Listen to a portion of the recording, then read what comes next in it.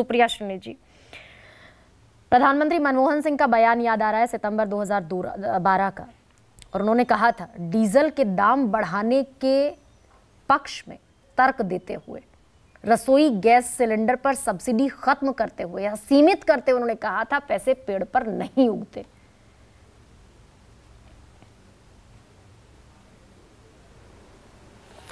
उसके बावजूद भी हमने डीजल को डीरेगुलेट नहीं किया था। हमने लाल गैस के सिलेंडर से लोगों की जिंदगी तबाह नहीं करी थी। 410 पर था, आज 1200 पर है। मैं एक चीज बोलना चाहती हूँ, बड़ी लाइन थी पीपली लाइव की, सखी सैया तो खूबे कमात है, महंगाई डायन खाए जाते हैं। आज वो लाइन बदल गई है, सखी सैया तो नईखे कमात है, महंगाई डायन खाए जाते हैं।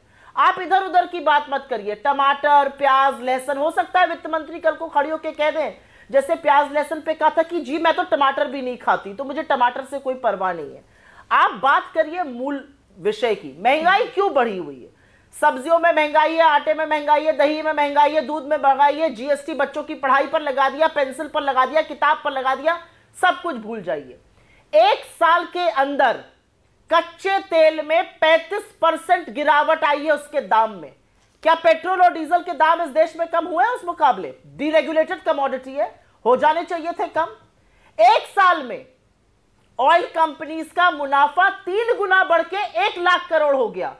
क्या गरीब की जेब पर उसका कोई प्रभाव पड़ा? सकारात्मक नहीं पड़ा। और एक बात यहां पर जरूर मैं याद दिलाना चाहती हूं, आप कोल्ड स्टोरेज की, फलाने सड़क की, इसकी उसकी दलील मत दीजिए।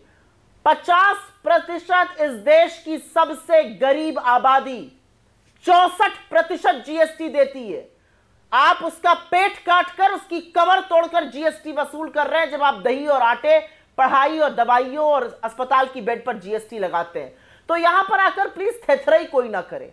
असलियत यह है कि आज की तारीख में अगर सरकार चाह जाए, सरकार ने लगातार एक्साइज ड्यूटी बढ़ाया, और कौन सा वाला पोर्शन बढ़ाया एक्साइज पर तेल का, जो कि सरकार, सेंट्रल सरकार अपने पास रखती है। 3 तरह का होता है, स्पेशल, बेसिक और मिनिमम। उन्होंने बेसिक नहीं बढ़ाया क्योंकि बेसिक जो था वो शेयर करना पड़ता है राज्य से, स्पेशल और एडिशनल बढ़ाया गया।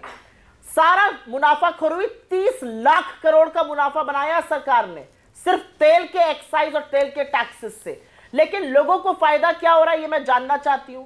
2-4 बातें यहां पर महंगाई के मुद्दे पर जरूर बोल देते हैं। पेट्रोल बिल्कुल हमने डीरेगुलेट किया। डीरेगुलेट करने का मतलब क्या है कि जब वैश्विक दाम कम होंगे तो आपको भी दाम कम करना पड़ेगा, जब बढ़ेंगे तो लोगों को बढ़ा हुआ देना पड़ेगा।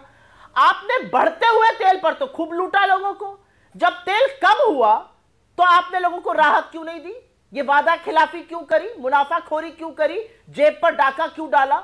ये आपकी जो नियत और नीति में खोट है वो दिखाता है। और मैं एक बात और कहना चाहती हूं, अगर सरकारें चाहें तो बहुत कुछ कर सकती हैं।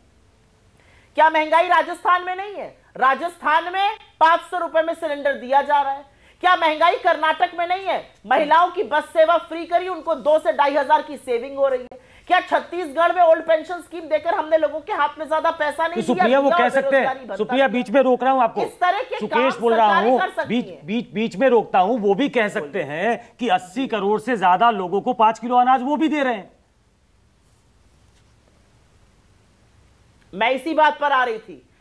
देश को इस कगार पर ले आए कि आज 80 करोड़ लोगों को फ्री का राशन देना पड़ रहा है। अगर वो फ्री का राशन ना मरे तो लोग पटा पटा के भूख से मर जाएंगे।